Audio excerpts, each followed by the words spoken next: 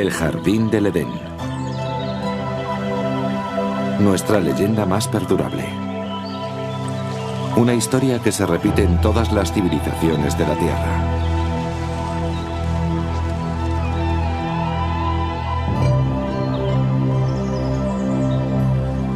Una historia sobre la seducción, la ira de Dios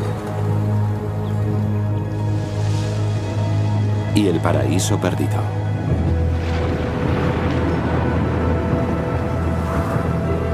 ¿Pero se trata solo de una fábula?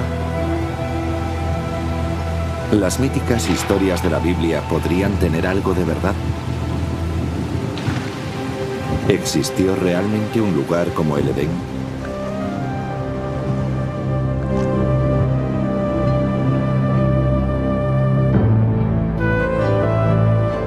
Hoy la búsqueda del Jardín del Edén nos lleva a una tierra yerma y desolada, hacia Mesopotamia. Mesopotamia.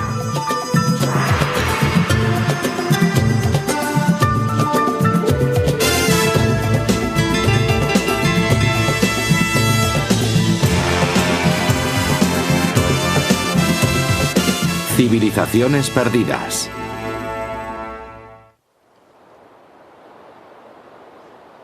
Esta es la tierra donde fue depositada la primera semilla de la civilización humana. Y fue aquí donde florecieron tres de las mayores civilizaciones del mundo antiguo: Babilonia, Asiria y Sumer. Entre sus ruinas, los creyentes han buscado durante mucho tiempo respuesta a los misterios de la Biblia, en tanto que los arqueólogos pretendían hallar su base histórica.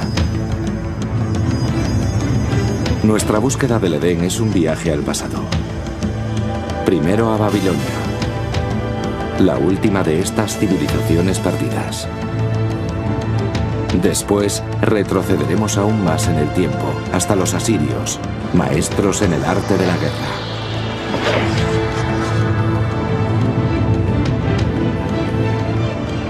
Para terminar en una época tan lejana que solo pudo estar precedida por el Edén.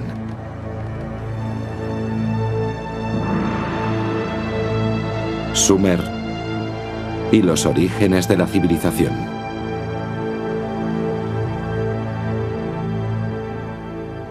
El gran arco del creciente fértil. En el curso de más de 6000 años, esta feraz tierra entre los ríos Tigris y Éufrates ha sido la cuna de las primeras civilizaciones de la humanidad. Los antiguos griegos la llamaron Mesopotamia. Hoy hablamos de Irak. Excavando en la historia podemos sondear los orígenes de nuestras más antiguas leyendas y viajar hacia las raíces más profundas de la fe. Nuestro viaje comienza en el extremo occidental de Mesopotamia, en Israel. En 1947 se produjo un descubrimiento casual que despertó en todo el mundo el interés por la arqueología y por la Biblia. Dos pastores beduinos conducen un rebaño de cabras por los riscos de Qumrum, al este de Jerusalén.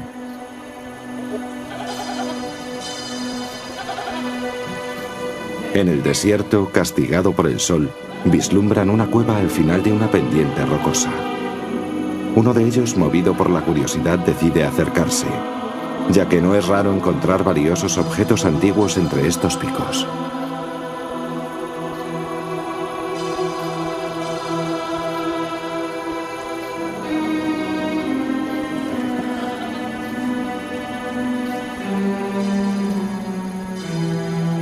En el interior de la cueva, el pastor descubre los restos de antiguas vasijas, fragmentos de rollos de piel y algunas hojas de papiro. Todo ello intacto desde los tiempos de Jesús. Estas hojas, escritas por miembros de una secta judía, los esenios, se darían a conocer en todo el mundo bajo el nombre de manuscritos del Mar Muerto. En otras cuevas cercanas se recuperaron cientos de manuscritos antiguos. Está demostrado que uno de ellos es la primera versión conocida del Antiguo Testamento, incluyendo los primeros 5 libros que componen el Torá de los judíos. Los manuscritos del Mar Muerto fueron la causa de una gran polémica a escala internacional, puesto que los científicos y teólogos empezaron a discutir acerca de su posesión y su interpretación. Se consideró un hallazgo realmente excepcional, extendiéndose la idea de que era el descubrimiento arqueológico más importante de la historia. Los manuscritos se refieren a Israel y son por tanto valiosísimos para los judíos, ya que tratan de un periodo fundamental de su historia. Y también son valiosísimos para la cristiandad por ser contemporáneos de Juan Bautista y Jesús, teniendo por tanto gran valor documental, además por supuesto del sentimental. La Biblia se ha leído siempre desde dos perspectivas, la religiosa y la histórica. Una Torá tradicional se escribe siempre a mano. Las palabras se pronuncian en voz alta mientras el escriba las reproduce, convirtiéndose así en una oración viva. Y cada Torá se considera sagrada desde el mismo momento en que está escrita. Pero la exactitud histórica de la Biblia nunca se ha podido confirmar. Y este empeño continúa hasta nuestros días. Algunos textos de la Biblia son excelentes libros de historia. De hecho, son los primeros con que contamos. Y son de una gran precisión, porque tenemos referencias de otras fuentes cuyo rigor está demostrado en muchos casos. De ahí su enorme importancia. El descubrimiento de los manuscritos del Mar Muerto fue el gran acontecimiento de la arqueología bíblica, pero no el primero. El interés por explorar la historia bíblica tiene una larga tradición. Es una investigación que comienza en Tierra Santa, pero que se extiende hasta Mesopotamia. A través de la historia, cruzados, místicos y creyentes en general fueron atraídos hacia los lugares donde se desarrollaban las historias de la Biblia. A comienzos del siglo XIX, un peregrinaje de nuevo cuño quiso afianzar su fe en la Biblia a través de una disciplina reciente, la arqueología. No podían hallar una mejor forma de consolidar su fe. Deseaban confirmar que la historia bíblica es cierta. El primer objetivo de los arqueólogos bíblicos fue la localización de los lugares más notables entre los mencionados y ver si podían atribuirles realidad histórica. Es decir, mediante cerámica antigua, o gracias a antiguas murallas o armas, pretendían ilustrar las historias bíblicas que conocían desde niños.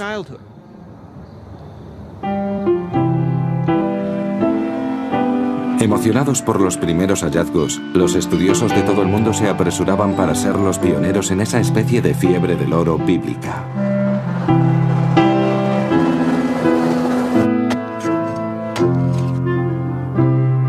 Y así llegaron a Tierra Santa arqueólogos británicos, alemanes y franceses en clara competencia. Equipos enteros de investigadores excavaban en nombre de Dios y de su país.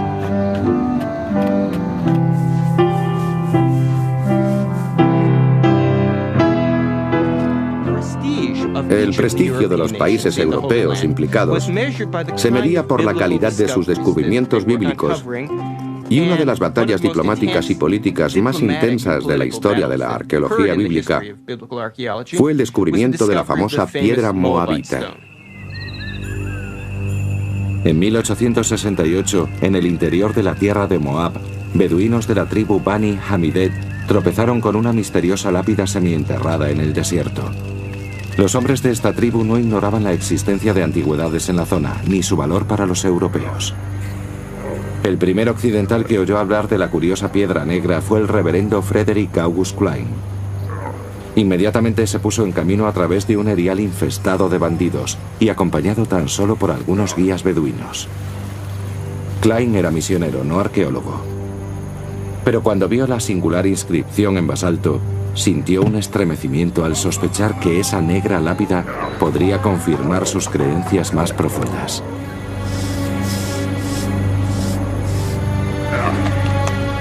Examinó la piedra y calcó la inscripción hecha en una lengua que desconocía. Ya en Jerusalén, buscó ayuda para descifrar la escritura de la lápida.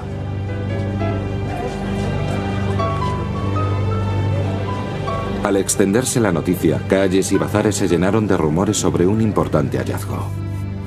El texto resultó ser el relato de un rey moabita sobre una batalla también descrita en la Biblia. Por primera vez en la historia apareció una confirmación escrita, grabada en piedra, de un relato bíblico. Había dos fuentes distintas que se referían a un mismo hecho. Era el testimonio que estaban buscando los creyentes, una prueba de la exactitud de la Biblia. Muchas personas quisieron comprar la piedra, pero los beduinos tenían razones para desconfiar, pues ya habían sido engañados y robados por muchos cazadores de tesoros. Pensando que algo tan valioso para los europeos debía contener oro, sometieron la piedra al fuego con la intención de comprobarlo. Cuando el fuego calentó la piedra, vertieron agua encima, una y otra vez, hasta que finalmente reventó. No encontraron oro, y la piedra quedó destruida. La primera confirmación arqueológica de un relato bíblico, la primera prueba palpable encontrada en Tierra Santa, quedó hecha pedazos. La pérdida de la piedra fue una tragedia, pero no supuso el final de la búsqueda de tesoros bíblicos. Ahora que la Biblia gozaba de confirmación histórica, la propia historia sagrada indicaba el camino. Este retrocedía hasta una civilización que floreció más de 2500 años atrás, un gran imperio regido desde Babilonia, y llegaba hasta el momento exacto del nacimiento de la Biblia. Corría el año 586 a.C. El ejército de Nabucodonosor, rey de Babilonia, atacó Jerusalén, con la furia de un dios iracundo. Faltan casi 6 siglos para el nacimiento de Cristo. Los romanos están aún lejos de levantar su imperio. Es un capítulo oscuro de la historia de los judíos. La estrella de Babilonia se alza victoriosa. La Biblia describe el ataque babilonio, incluyendo el saqueo de viviendas. El templo del rey Salomón es incendiado y destruido hasta sus cimientos. 10.000 israelitas son hechos prisioneros, príncipes, soldados, artesanos y escribas. Todos son encadenados y deportados a Babilonia. Los israelitas cruzaron más de 800 kilómetros de tierra desértica, siguiendo antiguas rutas comerciales. Atravesaron las actuales Jordania, Siria e Irak, hasta llegar a Babilonia. En el Salmo 137, los israelitas se lamentan. Nos detuvimos a las orillas de los ríos de Babilonia y lloramos recordando a Sión. ¿Cómo podremos elevar nuestros cánticos al Señor en tierra extraña? Apenados y exhaustos, los israelitas entran en Babilonia y quedan perplejos ante su magnitud y su actividad. Ellos, que proceden de la modesta Jerusalén, se encuentran ante la majestuosa capital del mundo antiguo.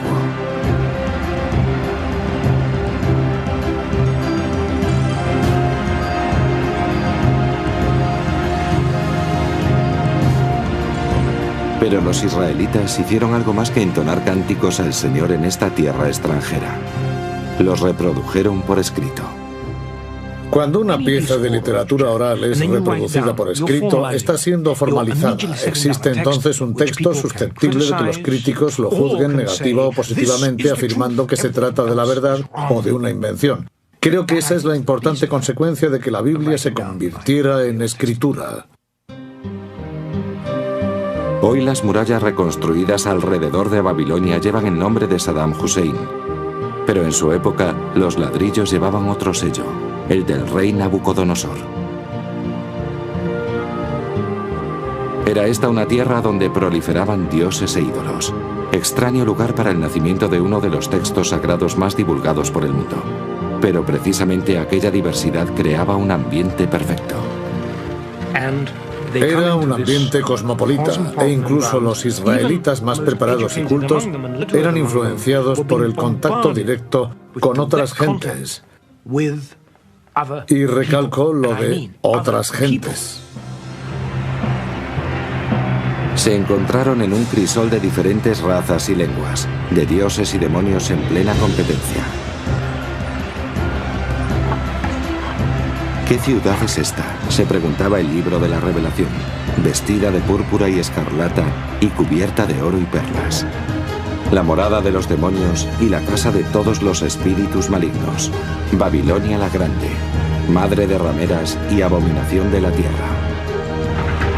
Pero en medio de todas las abominaciones, y quizá a causa de ellas, aquí fue donde se redactó la Biblia. Ante una cultura arrolladora, los escribas hebreos necesitaban cimentar y preservar la identidad judía. A lo largo de 3 generaciones de cautiverio, los escribas ordenaron en un único manuscrito la tradición oral, los últimos escritos y los textos sagrados de su pueblo. Había nacido la Biblia. Por fortuna para ellos, los babilonios eran muy liberales y les permitieron mantener su propia cultura y religión y seguir estudiando sus libros. De esta forma se preservó la Biblia hasta el día de hoy. Pero en los largos años de exilio, la cultura babilonia influiría poderosamente en la obra de los escribas israelitas. Supongo que entre las que fueron al exilio había muchas personas letradas.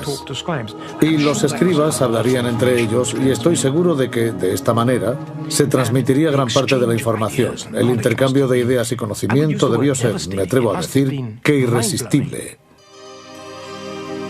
La Biblia reproduce relatos y tradiciones de Babilonia, e incluso de civilizaciones mesopotámicas anteriores. No era fácil ignorar la floreciente cultura babilonia ni sus grandes monumentos. Sus templos se contaban entre las mayores construcciones del mundo antiguo. Grandes edificios públicos, la avenida ceremonial, el palacio de Nabucodonosor con sus legendarios jardines colgantes, las palmeras, el río. Pasar por debajo de la puerta de Istar te hacía sentir minúsculo, y ese era el efecto pretendido. Estabas en presencia de algo muy poderoso. Pero por todas partes respiraba la ciudad, la gente, el pueblo, las estrechas y tortuosas callejas, hileras y más hileras de pequeños comercios, el rebuzno de los asnos, el gentío en los barrios artesanos, todo exultante de vida.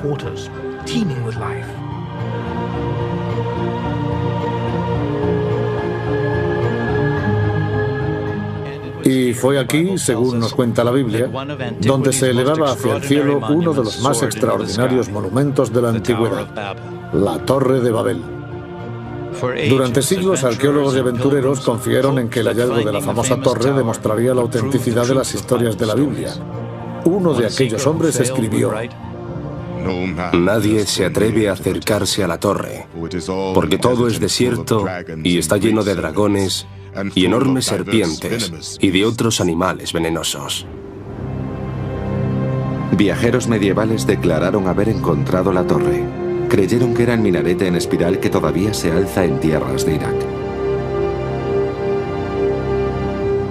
Pero estaban en un error. Esta torre se construyó 1500 años más tarde y extramuros de Babilonia. Quizá la posibilidad más interesante fuera formulada por el arqueólogo alemán Robert Koldewey, quien a comienzos del siglo XX descubrió una zanja rectangular con los restos de algunos ladrillos antiguos. Según el parecer de muchos expertos, Koldewey había encontrado los únicos vestigios de la famosa torre. Aquellos soberbios monumentos causaron una gran impresión en los escribas bíblicos, pero el legado babilonio más duradero, ya que ha sobrevivido hasta nuestros días, fue una innovación extraordinaria, la ley escrita. Babilonia fue la primera civilización de la Tierra en tener un código legal escrito. La piedra grabada original es una reliquia que aún causa asombro.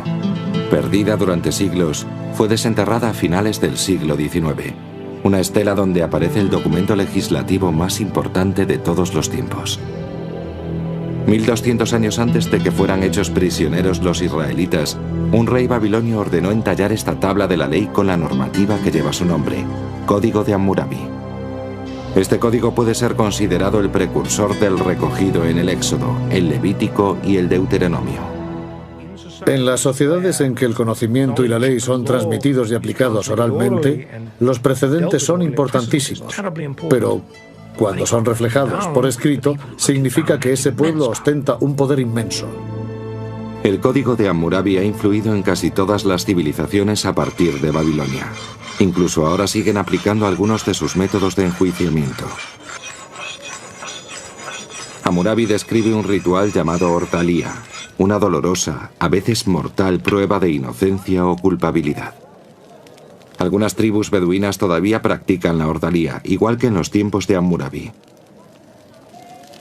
En estas singulares imágenes, un hombre santo, el Mubasi, se dispone a juzgar a los acusados examinando sus lenguas, después de pasarlas por una cuchara de hierro candente.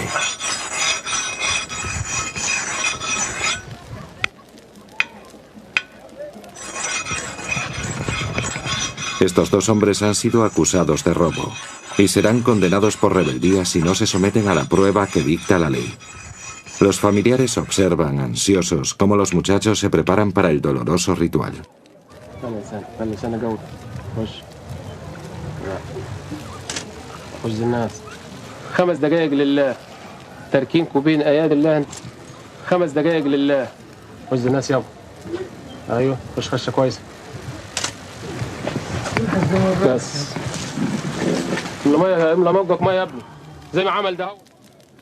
El agua no disminuye el dolor, sino que limpia y purifica al acusado, preparándolo para el juicio.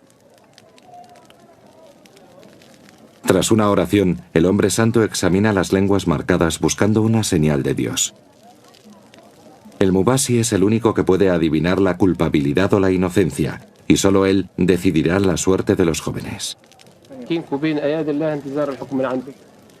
Por fin el veredicto. Uno es hallado inocente, para alivio de sus familiares. El otro no tiene tanta suerte. Declarado culpable, pagará por su delito. La Ortalía es un vestigio vivo del Hammurabi, pero sus leyes se adentran aún más en el presente, a través de la Biblia. No matarás. No robarás. No dirás falso testimonio ni mentirás. Los 10 mandamientos son los cimientos de la ley bíblica, pero son solo el principio del complicado conjunto de códigos de que se compone el Antiguo Testamento.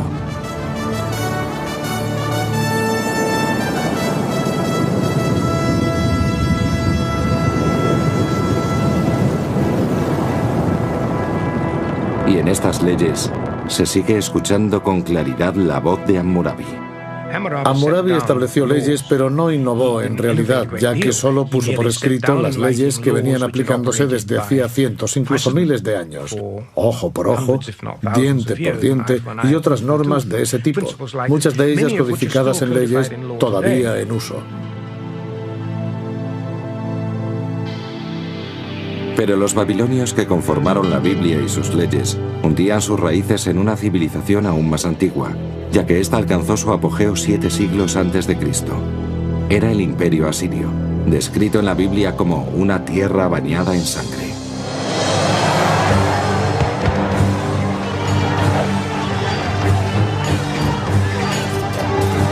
Los ejércitos más destructores que recorrieron la antigua Mesopotamia eran los asirios. En la Biblia son presentados como símbolo de una tiranía y opresión implacables.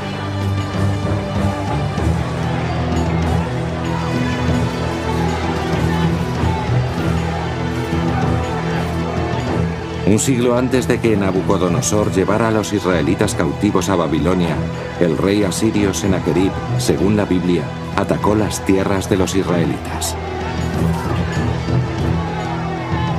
En el segundo libro de los Reyes se dice: escuchad lo que los reyes de Asiria han hecho con nuestras tierras, las han destruido en su totalidad.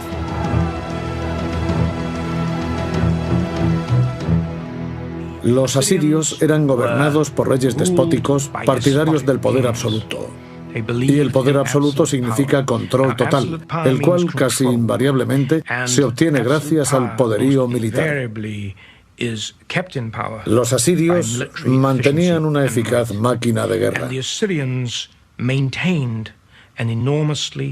Sobre los muros de los palacios de sus reyes Se hallaban las crónicas de algunas de sus expediciones, escritas en términos altaneros y grandilocuentes.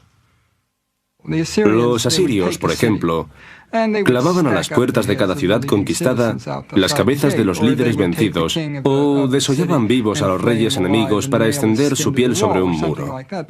Esas eran sus costumbres.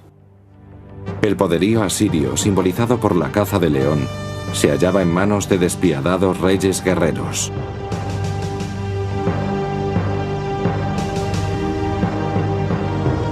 Incluso la Biblia no puede menos que admirarlos. Ahí tenéis a los asirios. A su sombra se cobijan todas las grandes naciones. Ezequiel 31.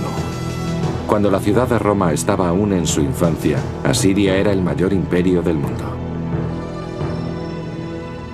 Durante más de un milenio, la civilización asiria permaneció en la oscuridad. El mundo moderno desconocía incluso su gran capital, Nínive. Pero en 1852, estas desoladas ruinas fueron exploradas por el arqueólogo británico Austen Henry Layard.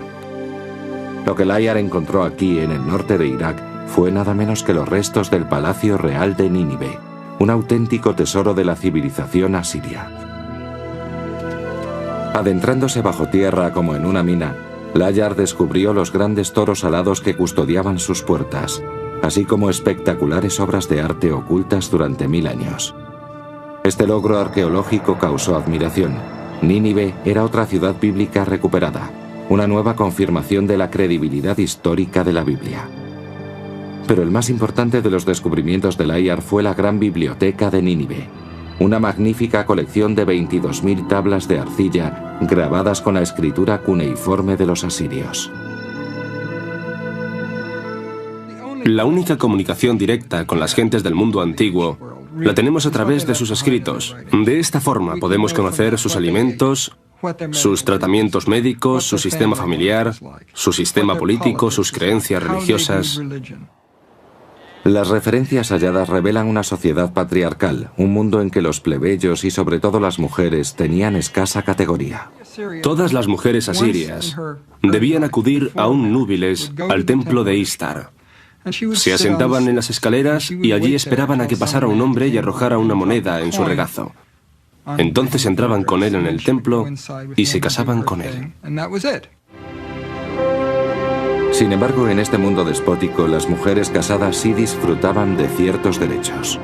Una mujer podía especificar en su contrato matrimonial que su marido no tuviera otras mujeres.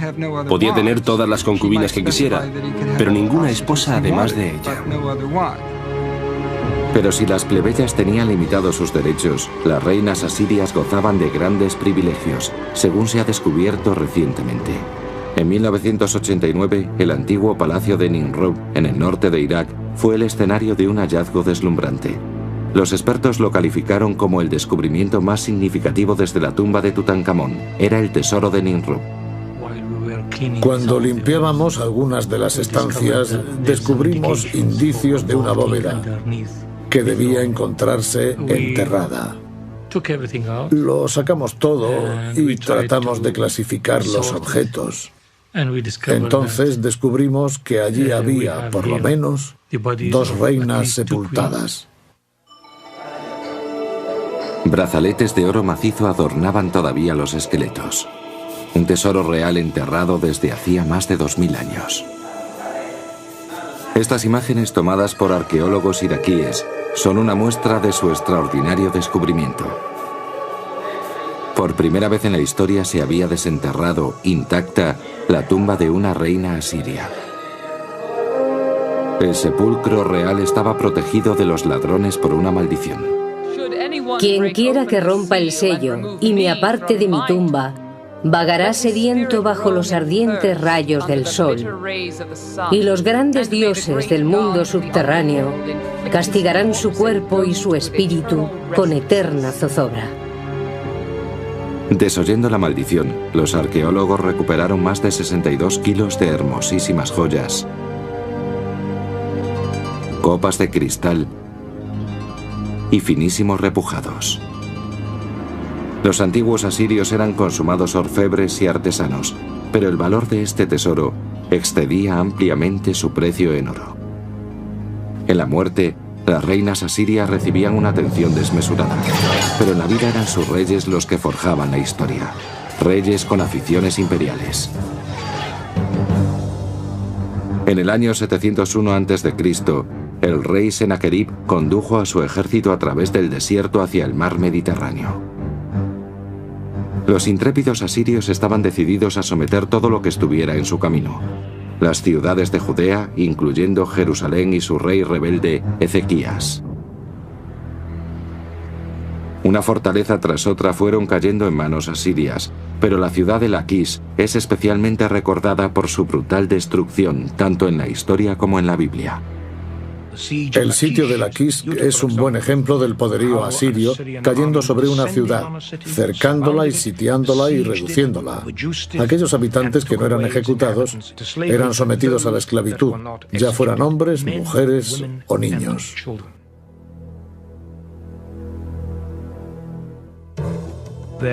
Sus métodos eran muy directos. La conquista era brutal, de desplazamiento rápido, sistemático y eficiente. En los bajorrelieves de los palacios asirios se pueden ver sus máquinas de asedio. Los soldados alzaban sus escudos para protegerse de las flechas arrojadas desde la muralla. Eran soldados profesionales, parte de la maquinaria. En la capital, Jerusalén, el rey Ezequías comprendió que el ataque asirio era inevitable. Ordenó excavar un acueducto subterráneo bajo la ciudad en un esfuerzo por mantener el suministro de agua si eran asediados. El plan de Ezequías funcionó. La Biblia nos relata que el Señor salvó a Jerusalén y el rey de Asiria tornó avergonzado a su tierra. La versión de Sennacherib sobre el conflicto está inscrita en un prisma de arcilla que fue hallado en Nínive. Coincide con el relato bíblico hasta en sus mínimos detalles, pero bajo una perspectiva totalmente diferente. En cuanto a Ezequías el judío, quien no se quiso postrar ante mí en sumisión, sometí y conquisté 46 ciudades fuertemente amuralladas de su reino. El tremendo esplendor de mi dominio le abatió. Los sucesos se cuentan desde ángulos distintos, pero están en concordancia. Si dos personas relatan un mismo acontecimiento, sus versiones serán diferentes. En cuanto al relato de la invasión de Sennacherib, ambas partes cuentan el mismo acontecimiento histórico sin ninguna contradicción entre ellas. No hay contradicciones excepto una: el resultado. En la versión de Sennacherib, Ezequías es encerrado en Jerusalén como un pájaro en su jaula. En cambio, en la Biblia, el ejército asirio es detenido por las murallas de Jerusalén. Es quizá el ejemplo más antiguo de la tergiversación informativa. Pero la última palabra la tiene el Dios de los israelitas. Acabaré con los asirios en mi tierra, dice la Biblia, porque mediante la voz del Señor los asirios serán derrotados. Isaías capítulo 6. Y la Biblia nos cuenta que Dios destruyó Nínive y el trono de los grandes reyes asirios. Pero este no fue el primer exterminio. Mucho antes el Todopoderoso había aniquilado una civilización entera. En la Biblia no se menciona ni una vez su nombre, pero se trataba de Sumer y del primer relato sobre una gran inundación. Es una de las historias más conocidas de la Biblia, la del Arca de Noé. Un Dios airado, una barca de madera y un diluvio. Es la historia de Noé y su familia huyendo en el arca rodeados de animales y sobreviviendo al castigo divino, mientras el resto de la humanidad sucumbe. Es un relato primitivo que remueve nuestros más ocultos temores y esperanzas. Una historia relatada en la Biblia, pero también en otro texto antiguo, un texto descubierto en las ruinas de Sumer.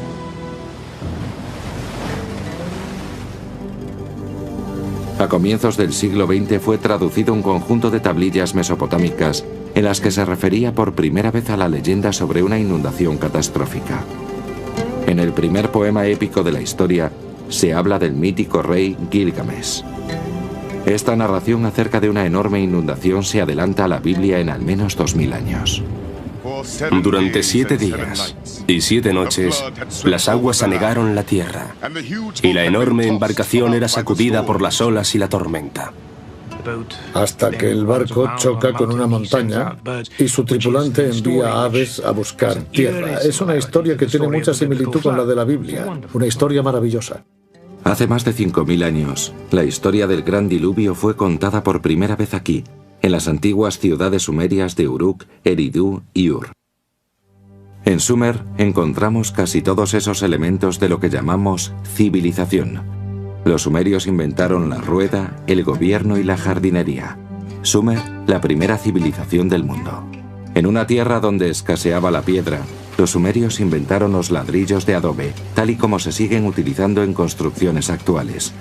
Y a partir de estos sencillos bloques erigieron los primeros monumentos, los zigurat, templos que se alzaban decenas de metros sobre el suelo.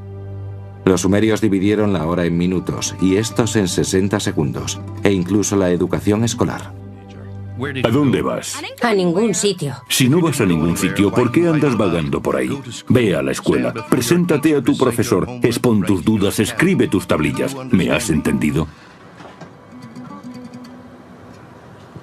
Conocemos las asombrosas invenciones de los sumerios y su vida cotidiana gracias a su invento más sensacional, la escritura.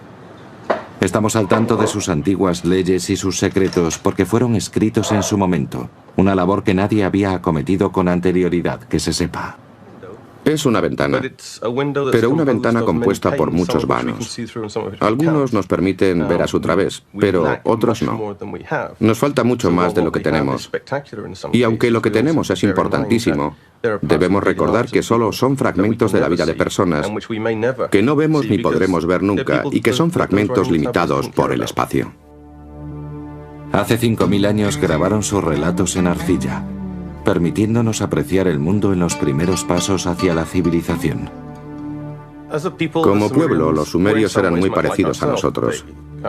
Les gustaba verse con amigos, beber cerveza y todas esas cosas. Hay varios conjuntos de poemas que narran la preparación de una muchacha para el encuentro con su amado, cómo se lava, se viste y se arregla en espera de que llegue el muchacho. El centro de la civilización sumeria era la ciudad perdida de Ur, que se tenía por lugar de nacimiento de Abraham, el primero de los patriarcas bíblicos. Es el ejemplo de ciudad bíblica en términos arqueológicos porque fue objeto de una de las excavaciones más famosas de los años 20 y 30 del pasado siglo, lo cual estuvo a cargo del notable arqueólogo británico Leonard Bully. Un arqueólogo británico ha definido la arqueología como la ciencia de la basura, y eso es muy cierto. Pero hay arqueólogos que saben dar vida a las piedras, a los huesos, a los ladrillos y a la cerámica. Y entre ellos estaba Leonard Bully.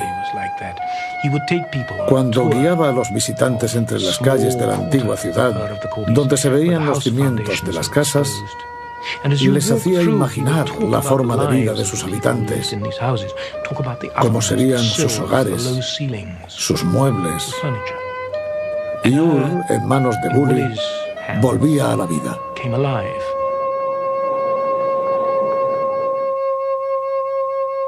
Bully excavó esta enorme zanja para descubrir la ciudad.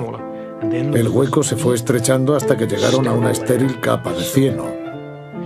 Bully miraba el barro y cuenta que su esposa, al ver aquello, dijo con mucha naturalidad: «Ah, claro, esto es el diluvio».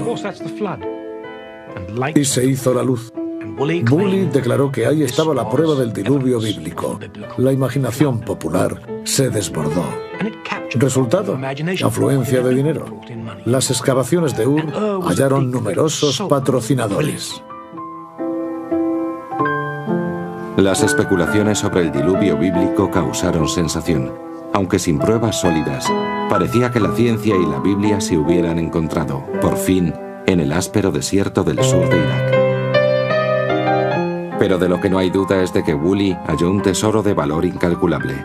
Un descubrimiento que facilitó el conocimiento de esta primigenia civilización, las tumbas reales de Ur.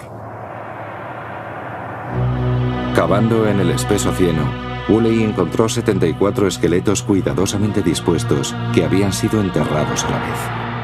El cementerio refiere el último viaje de un rey y sus acompañantes a la otra vida. A partir de ahí se desarrolló una interesante historia sobre aquel funeral, y esa historia dice así. Primero excavaron esta gran zanja con una rampa a un lado. En la zanja levantaron un sepulcro de piedra en el que colocaron el cuerpo del real difunto.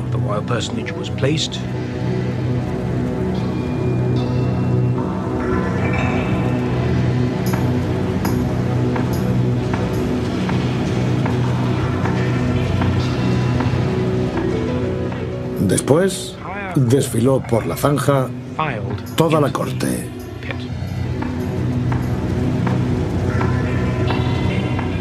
Un miembro tras otro, con vasos de arcilla en las manos.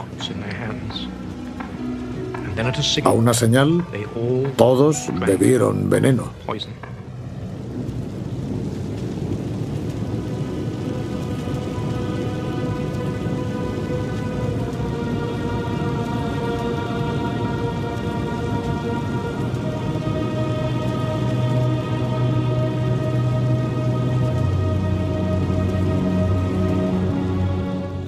Cayeron a tierra y fallecieron. Y así fue como el príncipe entró en la sepultura, acompañado por toda su corte.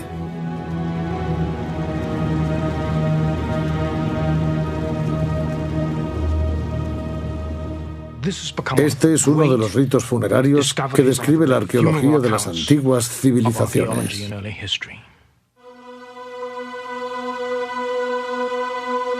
El descubrimiento de la cámara funeraria de Ur fue un éxito de la arqueología y permitió revelar antiguos secretos de la primera civilización de la historia.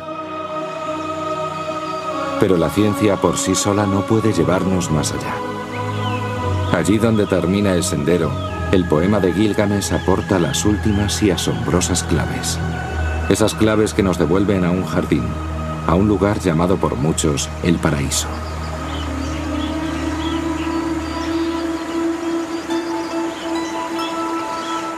El jardín del Edén. Al comienzo Dios creó el mundo. Una historia que nos resulta familiar. En casi todas las culturas de la Tierra se habla de este o parecidos mitos sobre la creación. Es un anhelo irresistible en pos de un mundo mejor. Jardines del Edén, paraísos. El ser humano aspirando a una vida menos complicada, una vida de tranquilidad, a un premio por el duro trabajo realizado.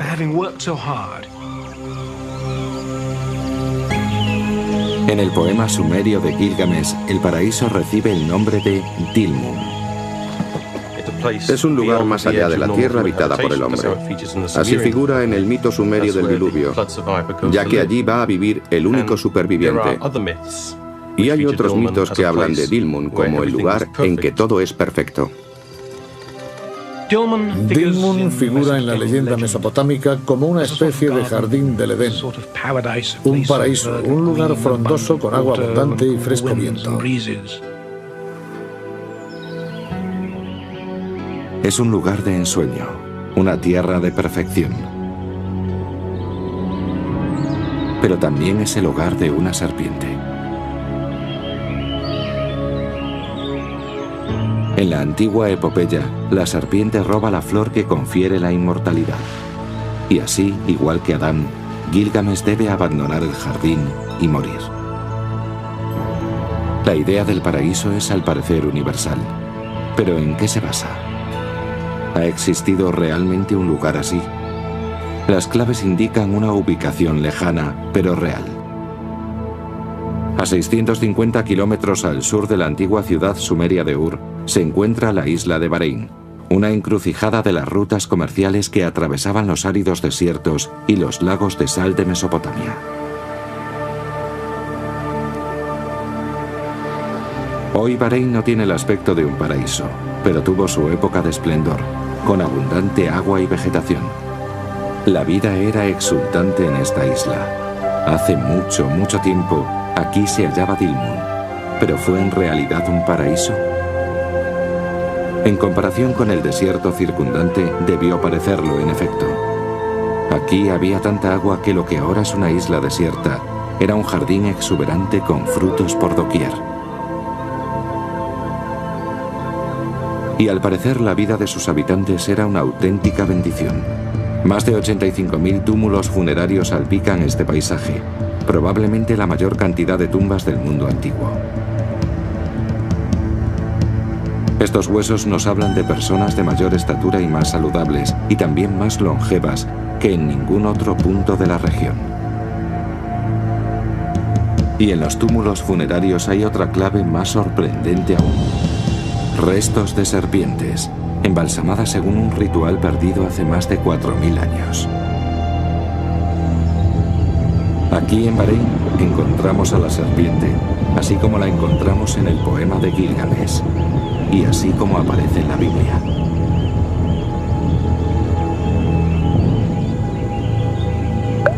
Nuestro viaje atrás en el tiempo ha atravesado las tierras donde un día moraron los babilonios, los asirios y los sumerios. ¿Sería posible aventurarnos más atrás aún, hasta la tierra donde se oculten las auténticas huellas de Adán?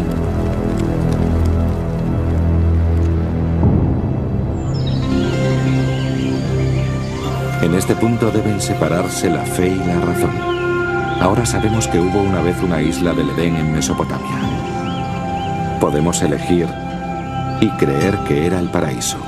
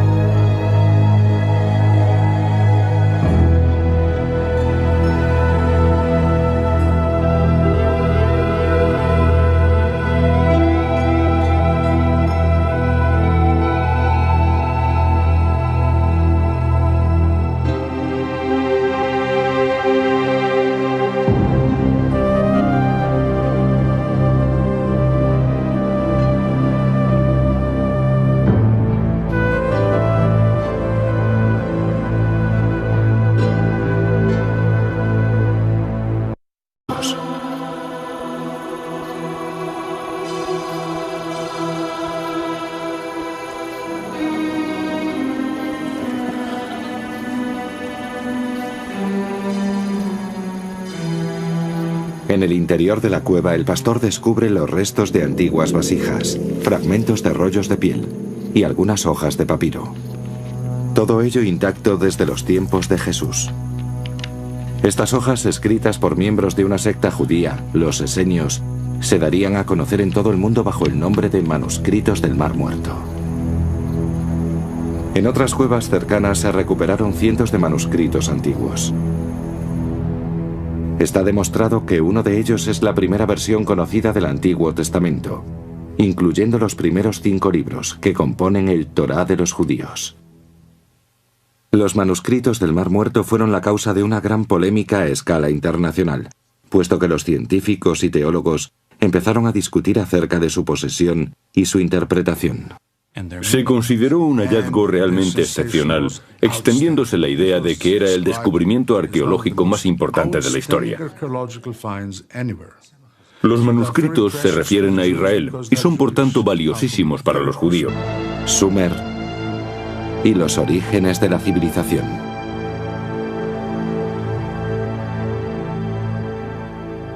El gran arco del creciente fértil. En el curso de más de 6.000 años, esta feraz tierra entre los ríos Tigris y Éufrates ha sido la cuna de las primeras civilizaciones de la humanidad. Los antiguos griegos la llamaron Mesopotamia. Hoy hablamos de Irak. Excavando en la historia podemos sondear los orígenes de nuestras más antiguas leyendas y viajar hacia las raíces más profundas de la fe. Nuestro viaje comienza en el extremo occidental de Mesopotamia, en Israel. En 1947 se produjo un descubrimiento casual que despertó en todo el mundo el interés por la arqueología y por la Biblia. Dos pastores beduinos conducen un rebaño de cabras por los riscos de Qumrum, al este de Jerusalén.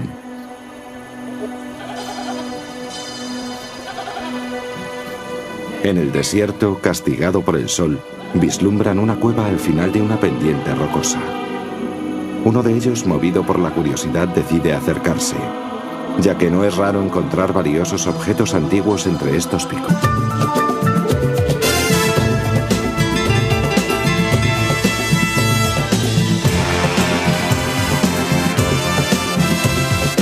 Civilizaciones perdidas.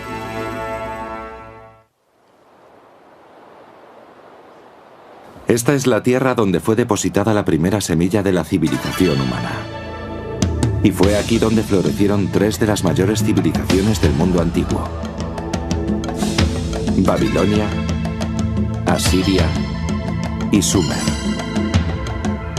Entre sus ruinas, los creyentes han buscado durante mucho tiempo respuesta a los misterios de la Biblia, en tanto que los arqueólogos pretendían hallar su base histórica. Nuestra búsqueda del Edén es un viaje al pasado. Primero a Babilonia, la última de estas civilizaciones perdidas. Después retrocederemos aún más en el tiempo, hasta los asirios, maestros en el arte de la guerra.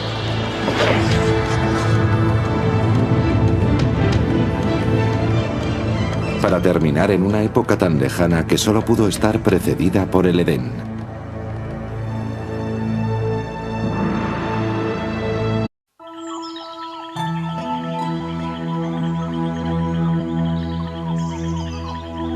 El jardín del Edén. Nuestra leyenda más perdurable. Una historia que se repite en todas las civilizaciones de la Tierra.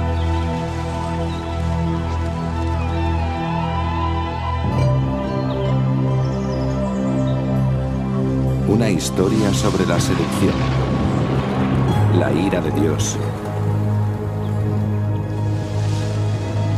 y el paraíso perdido.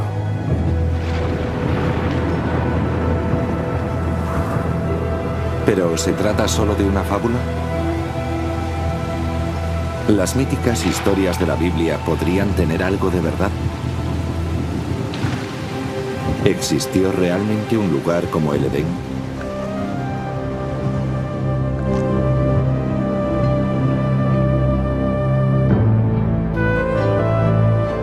Hoy la búsqueda del jardín del Edén nos lleva a una tierra yerma y desolada, hacia Mesopotamia. Mesopotamia. Ya que tratan de un periodo fundamental de su historia. Y también son valiosísimos para la cristiandad por ser contemporáneos de Juan Bautista y Jesús, teniendo por tanto gran valor documental, además por supuesto del sentimental. La Biblia se ha leído siempre desde dos perspectivas, la religiosa y la histórica. Una Torá tradicional se escribe siempre a mano. Las palabras se pronuncian en voz alta mientras el escriba las reproduce, convirtiéndose así en una oración viva. Y cada Torá se considera sagrada desde el mismo momento en que está escrita. Pero la exactitud histórica de la Biblia nunca se ha podido confirmar. Y este empeño continúa hasta nuestros días. Algunos textos de la Biblia son excelentes libros de historia. De hecho, son los primeros con que contamos. Y son de una gran precisión, porque tenemos referencias de otras fuentes cuyo rigor está demostrado en muchos casos. De ahí su enorme importancia. El descubrimiento de los manuscritos del Mar Muerto fue el gran acontecimiento de la arqueología bíblica, pero no el primero. El interés por explorar la historia bíblica tiene una larga